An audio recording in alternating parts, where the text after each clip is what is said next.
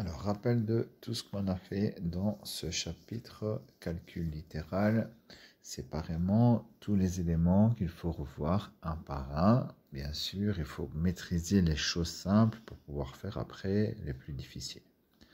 Alors, tout d'abord, on a vu addition et soustraction. On additionne les pommes avec les pommes et les poires avec les poires, donc les termes identiques ensemble. Et je rappelle que des pommes plus des pommes, ça fait des pommes. Hein? Dx carré plus dx carré, ça fait dx carré. D'accord? Voilà, première chose très importante. Tout ce qui est problème de signes, ça, c'est voir chapitre 1 hein, à maîtriser.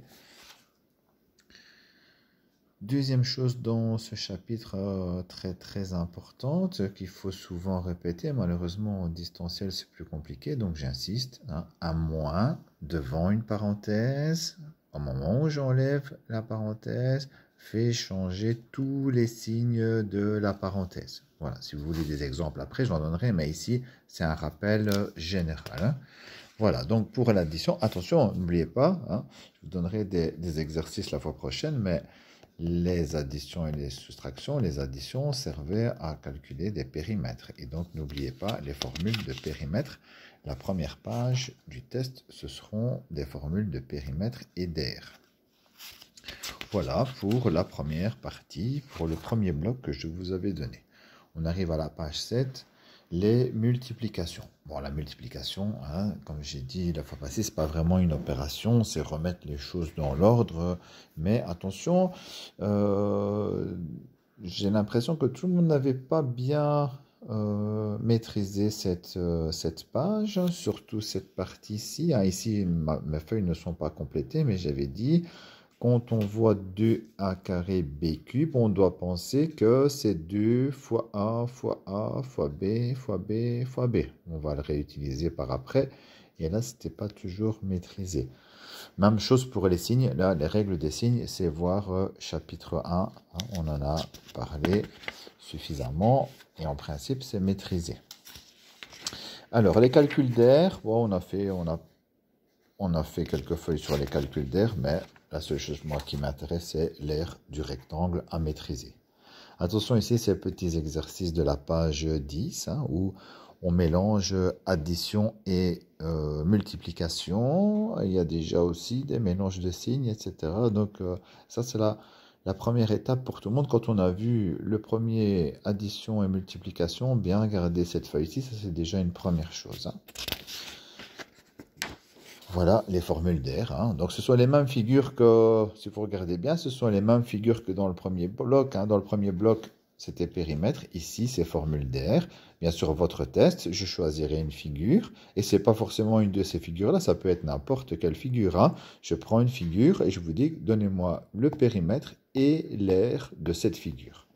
Voilà, au prochain cours, je vous donnerai un exemple, un exercice. On fera un peu une simulation de test dans les prochains cours. Alors ici, multiplication de puissances de même base. Donc, pour multiplier des puissances de même base, on additionne les exposants. À ne pas confondre avec puissance d'une puissance. Hein. Puissance d'une puissance, on multiplie les exposants. Un exposant sur une multiplication, l'exposant s'applique à tous les facteurs de la multiplication. Vous avez des exemples et même des vidéos dans votre cours. Hein, le carré ici, on va prendre le cube puisque hein, avec le signe, ça fonctionne aussi. Donc le moins est dans la parenthèse, donc il est au cube. Le 4 est au cube, le x3 est au cube et le x4 est au cube. Hein, il faut développer tout ça. Vous avez tout ce qu'il faut. Vous avez beaucoup d'exercices dans votre cours. Les divisions, ce qu'on a fait ce matin, il y a peut-être des gens qui ont des questions sur les divisions, mais la division, ce n'est pas la partie principale du test, hein, mais voilà, il faut savoir le faire aussi. Donc, si vous avez des questions, vous pouvez revenir avec vos questions par rapport à la division.